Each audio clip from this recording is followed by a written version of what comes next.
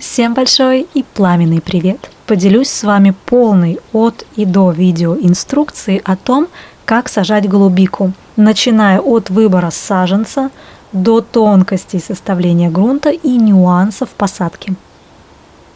Для начала нужно определиться, где сажать голубику. Она предпочитает кислую почву от 3,5 до 4,5 pH, торфяно-песчаная или суглинистая почва, хорошо дренируемая. Такой субстрат имеет хорошие условия для питания корней. Но важно обратить внимание на то, чтобы место было солнечное и защищенное от сильных ветров, так как если посадите в тени, то ягоды будут кислые и они будут мелкие. А еще важный нюанс в совместимости с голубикой растений. Совместимы хвойники, не создающие тень голубики, щавель, гортензия, калина, вереск, люпины, бадан, ландыши, брусника, черника, клюква, смородина, малина, тимьян, розмарин. В этой компании голубике будет прекрасно житься. Я выбрала участок с хвойно-пряной зеленью и клубникой. Там уже почва более кислая. К тому же это изначально благоприятные соседи для голубики. Все культуры, предпочитающие кислую почву, с глубоко залегающими корнями, будут приветствоваться. Как правильно выбрать куст голубики для посадки? Агрономы советуют определиться с сортом. Ранний, средний, поздний. Выбираем 2-3-летний куст. В идеале саженец должен находиться с закрытой корневой системой. У кустистых сортов саженец должен иметь от 3 до 6 веточек, хорошо развитых. У кустистых сортов все мелкие ветки обрезаются, так как они не будут урожайными в данном сезоне и будут только отбирать питание. А это очень важно в момент, когда вы будете пересаживать растение, ему придется адаптироваться к новым условиям. Также обращаем внимание на приросты Нового года. Именно он даст плодоносящие ветви в следующем сезоне. Саженец может быть из одеревеневшего черенка. И обращаем внимание на то, чтобы была хотя бы одна ветка нового прироста. Это зеленый, молочный, не одеревеневший ствол.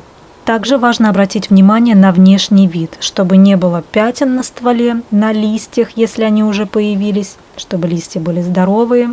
Плюс, как упомянула, 1-летний прирост – это знак хорошего развития саженца. И еще раз обращу внимание на то, чтобы давать предпочтение кустам только с закрытой корневой системой.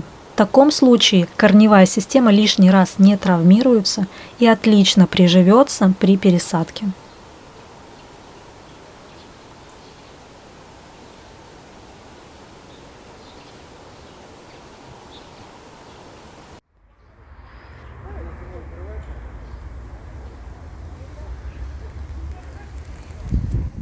Это в нашем регионе все, что осталось.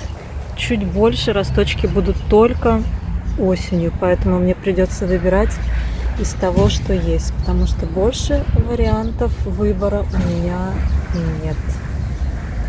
Ярмарок больше не будет. Я выбираю вот этот. Почему? Вот это одеревеневшая часть от прошлого года.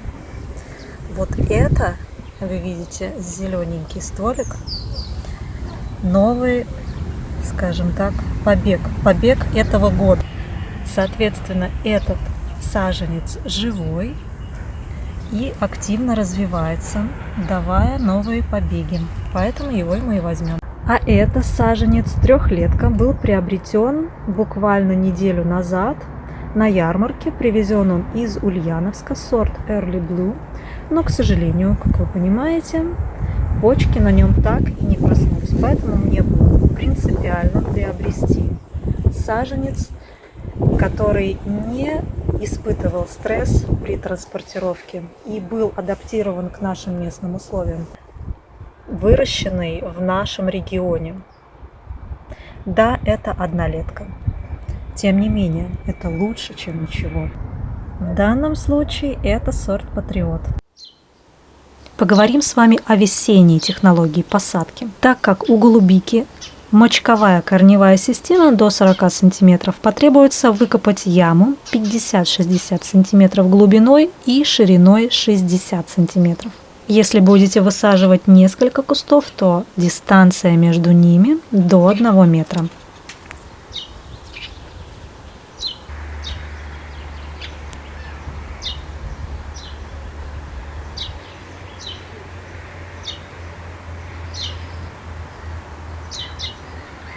Подготавливаем почву. Нам потребуется хвойный опад, можно собрать его в лесу, песок,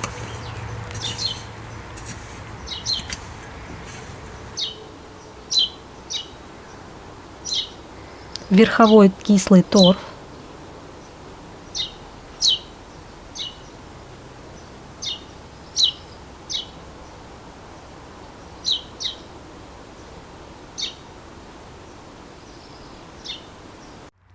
а также ветки, хвойная кора, шишки.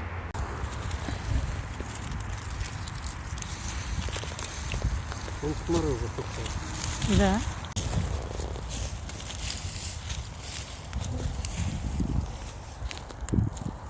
Первым этапом яму мы будем заполнять дренажом. Его потребуется 10 сантиметров. В процессе разлагания он будет закислять почву.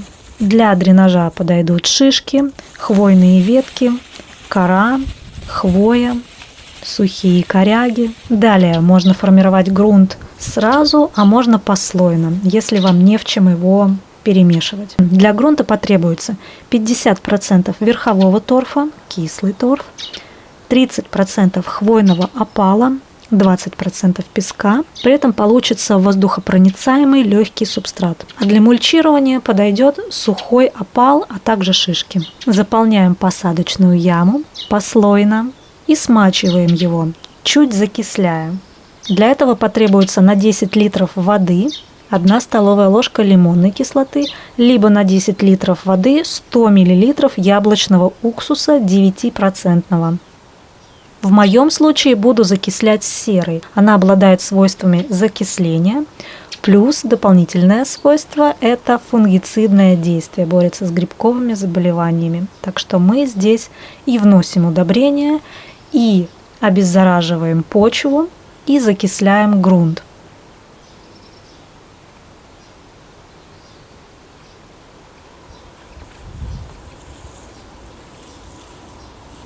Помимо лесного верхового торфа использую покупной кислый торф, в котором уже соблюдена кислотность. Он будет создавать плодородный слой, воздухопроницаемый.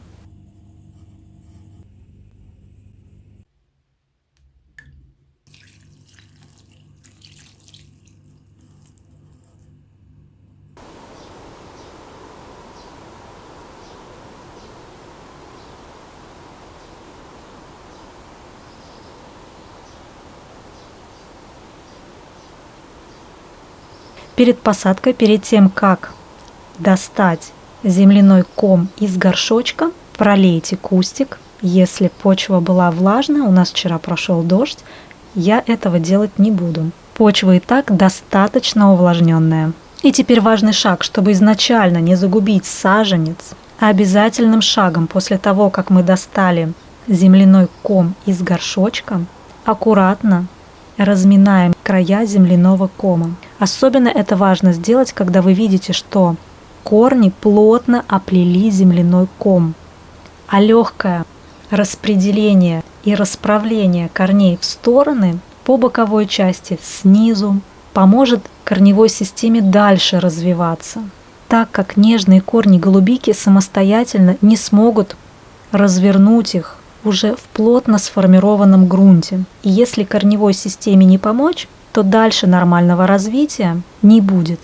И в связи с этим через несколько лет саженец погибнет. Именно поэтому очень важно аккуратно по краям и снизу этот плотный ком растормошить и распрямить мелкую сеть корневой системы.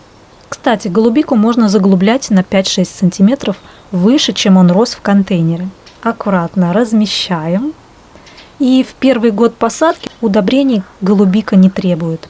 Засыпаем грунтом, мульчируем корой, хвойным опадом, чтобы сохранить влажность почвы и не допустить излишнее появление сорняков. Уход за голубикой. Особенно молодые саженцы важно рыхлить перед каждым поливом. Смело это и делайте, так как корневая система находится на глубине 20 см. А также удаляйте сорняки регулярно. После посадки 2 раза в неделю полив.